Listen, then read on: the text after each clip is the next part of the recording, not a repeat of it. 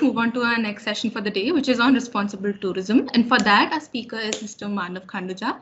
He is the director at Pagdandi Safaris and specializes in sustainable tourism and hospitality. Pagdandi Safaris is one of India's most prominent responsible safari companies. The organization also adheres to the principles of conservation and inclusivity while conducting all its operations in famed tiger reserves across the country. Thank you so much for being here today, sir. I'll hand it over to you now.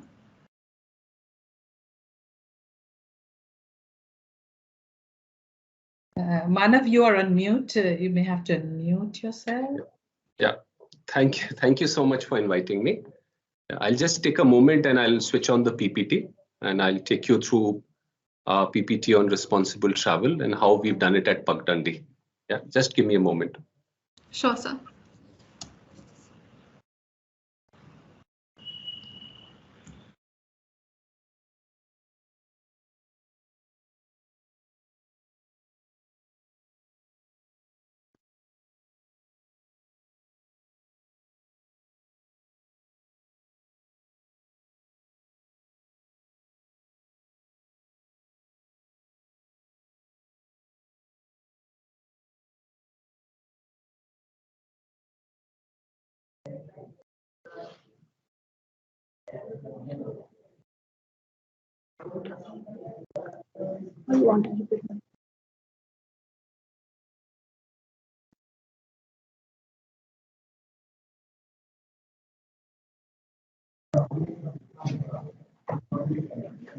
Thank you for doing the introduction. I'll just add a little more to it.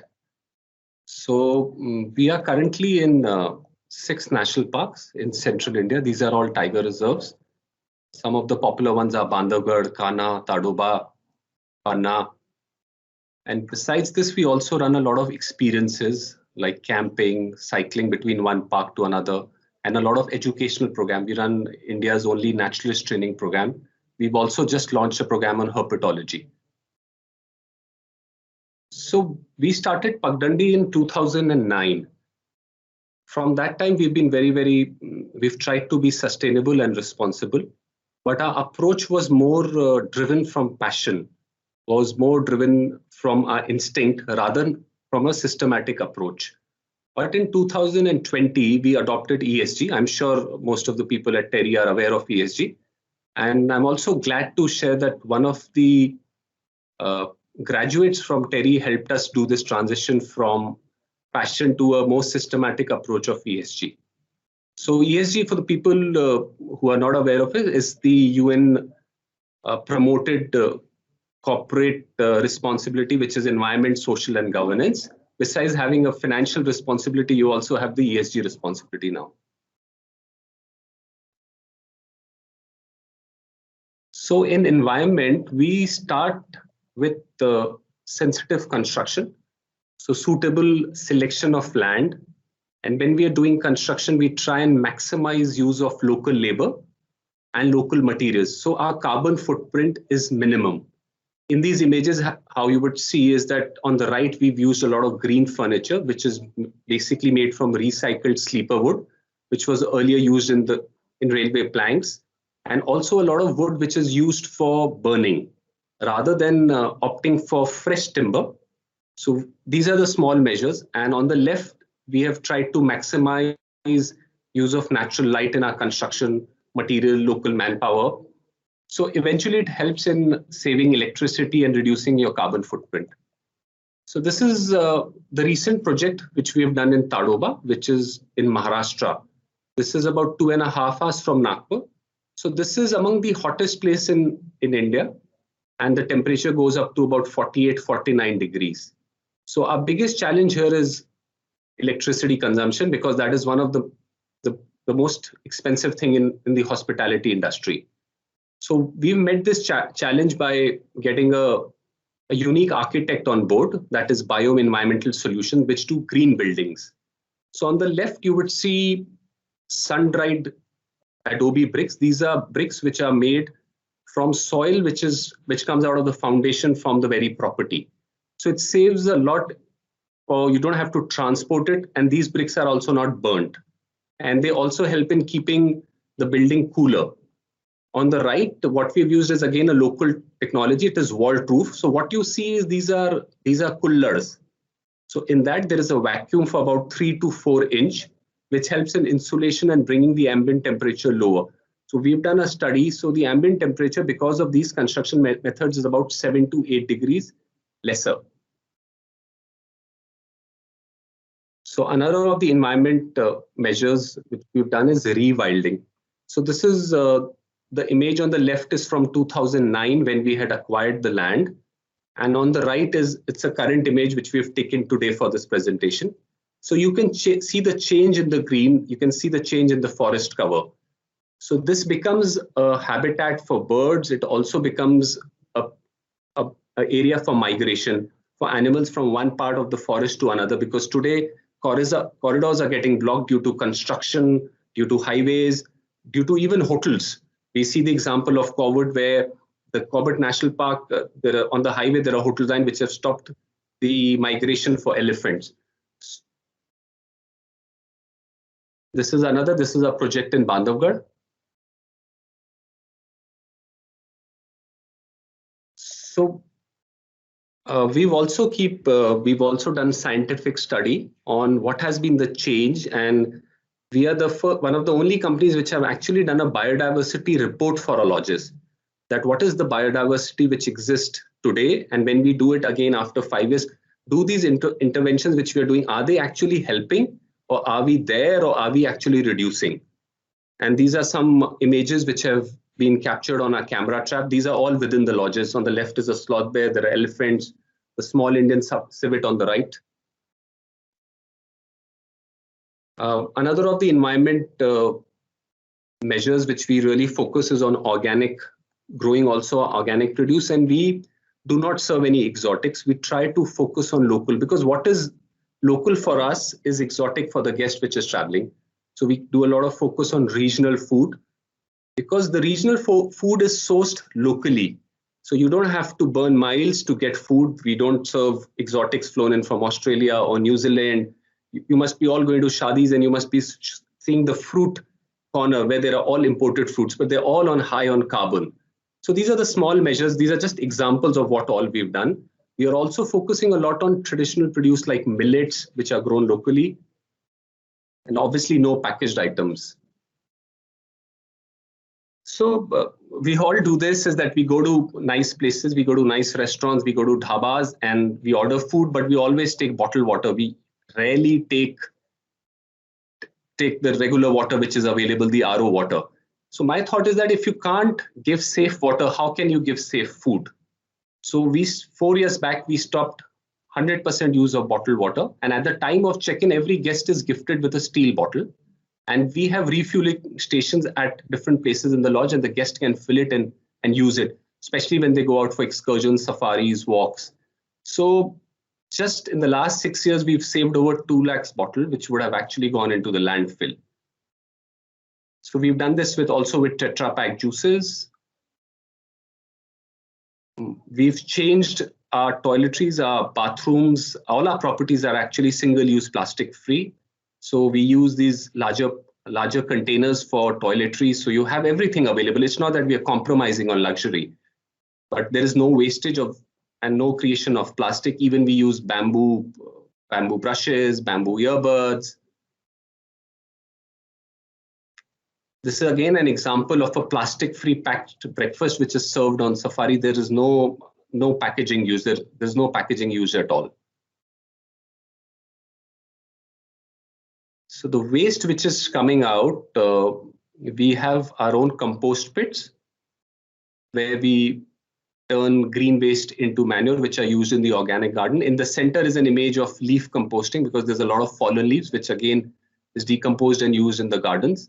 And on the right is image of a phytoid STB plant where the water is recycled and is used for gardening.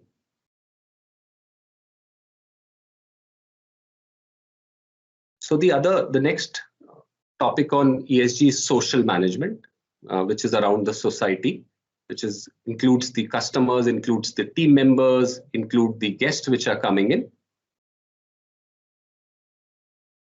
So we've done a lot of capacity building, especially for people who are local. 70% of the team is derived from the local villages. So a lot of people have this thing that you get in locals, but they are usually doing menial jobs like UT or guards. But we realized this, and many years back, we changed it by doing a lot of capacity building, a lot of training in different sections, and empowering them to take decisions. And I'm happy to share that some of the junior boys who were errand boys are now in managerial position in our lodges. And they today also live in mud houses, live in small villages, but they're happily working in large organizations. Another change which we realize is that in remote area, I'm sure you would have traveled and seen, is totally dominated by men. So this new lodge, we are aiming to achieve 50% employment for women, especially from the local villages. And you can see the team which is currently there. So we are also doing educational projects in schools, we are in tribal villages. All our lodges are in tribal. These are Gond tribal villages. And we do regularly invite students to our lodges to see, because usually kids just go outside of resorts and say what's inside. They're always curious, and they always feel that this is not the place for them. So we regularly invite them to our lodges. We take them for safaris. We do programs on days. So in all these three schools, there's a roster where when our naturalists go and do educational programs on birding, environment, welfare. These are more examples of the programs which are being done. We also conduct India's only naturalist training program. This is a 24-day program in which we learn the foundation for mammal, birds, reptiles, first aid, guest handling. So anyone interested can join this, can build the foundation. It can be a nature lover or can go and join the nature hospitality industry of guiding or being a naturalist in one of these parks. So we do it in Satpura in August. We've also, there is a lot of flack on vehicular tourism and crowding in the parks. So we've developed a lot of holistic experience for customers, which are non-vehicular activities like cycling for long distances.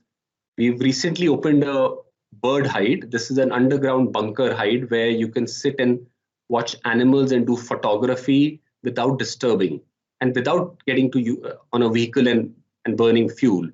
Leftist camping experience. So we've done a lot of collaboration with the local communities. I don't know how much aware you are of social license to operate. It's become a big thing for mining and other industries. But even in smaller industries, it's gaining importance, and it's important for us to understand what they want, and our vision and their vision should be aligned. Then only can you work in a remote area. It's not about just opening a factory in a remote area and getting into a conflict, which most of the mining industry has got into. A lot of hospitality chains have also got into it because we are continuously ignoring social license to operate. So social license to operate is unlike a food license or a pollution license or a driving license is not given by the government. It is just the willingness of the local society to work with you and have you come in their area and operate. Also, when the guest is with us, they're usually there for 3 or 4 nights, and a lot of them are just weekenders, just coming to party or relax, enjoy themselves. But when we have them for 3 days or 4 days, we are working actively in converting them into an ambassador for wildlife and conservation, so that they go back and spread this message and send back more people and come back again and again. So the last of the ESG is governance. Governance is how you handle environmental and social. So as a management team, we are really committed to implementing this effectively.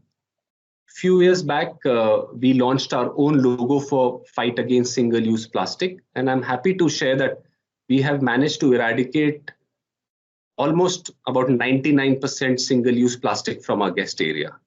There is some which is left in our supply chain, which we are working actively, which involves outside partners. But in our lodges, you will not find Tetra Pak juices. You will not find anything which is single use. So we have a lot of self-help group which are doing packaging for us, newspaper bags, cloth bags. These are some examples. Our packaging is plant-based. This is made out of sugarcane waste. Newspaper bags. It turns out to be a little expensive, but it is also supporting the community. Even the drinks we are sending to the park, iced tea, cold drinks are going in the sippers. We have bamboo earbuds, toothbrushes. Even the coffee service in the room, where every hotel in the industry has a tea coffee maker. Currently, we don't use any small sachets of coffee or milk. We keep them in these small jars, which are replenished as per the need of the guest. We've recently also taken another initiative, which is we've trying to reduce paper drastically. So we've taken not only our menus, but also our animal plant checklist, the information about the destination, information about the lodge, our sustainability initiative. Everything is available on a QR code, so the guest can scan rather than collecting brochures for everything.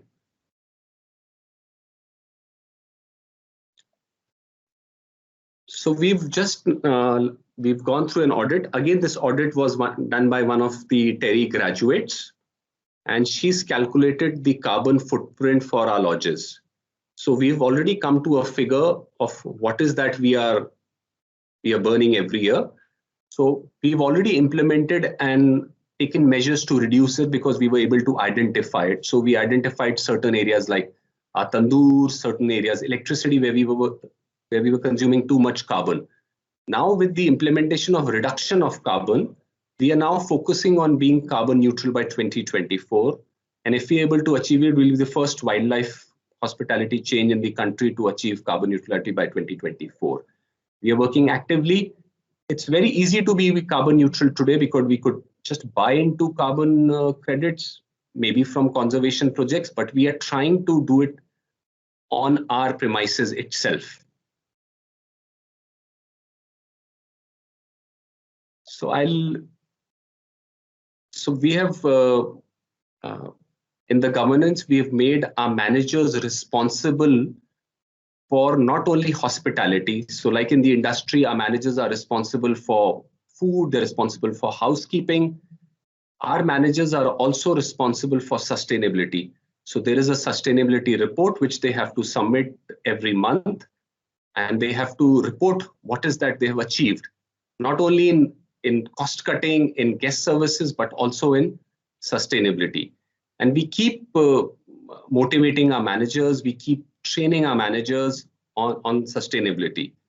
And because this is the only way forward, I'm sure I'll leave you with this case study of Chalutaka Bridge. I don't know how many of you are aware of this. This is an example from Central America, where there was a need to build a large bridge. And the Japanese were hired to build this bridge. This is about a 500-meter long bridge. And once the bridge was made, it was visited by 1,000 because this was such a delight to see. And there was a road from both sides, and then there was a hurricane. And after the hurricane, when the people visited, the road was gone. And not only the road was gone, but also the river had changed its course. So what was important before so the goalpost had completely changed. So why do we do this? Why be sustainable? This is an important question which is asked by a lot. So after so many years of operation, what we've realized is that it is economical to be sustainable because it helps in reduction of power bills, helps in lowering cost of operations. We've seen it in our kitchens. The cost goes down easily between 20 to 25%. Say, for example, if you're importing kiwis or getting exotics from different part of the country, and instead of using local produced, so you also reduce cost, you also reduced carbon. Also, the guests love it. Every guest which comes writes about sustainability. They want to be part of this change. And also, this is an inherent responsibility because we are in a fragile zone. We have very few tigers left. And being so close to such wilderness, you have to be more responsible.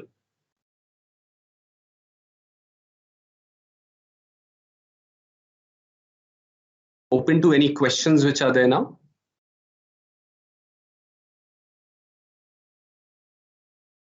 Thank you, sir, for that session. I think that was a rather comprehensive insight into sustainable tourism. It's such a vast topic, but you really took us through your journey, and it was really inspiring to see the work that you guys do.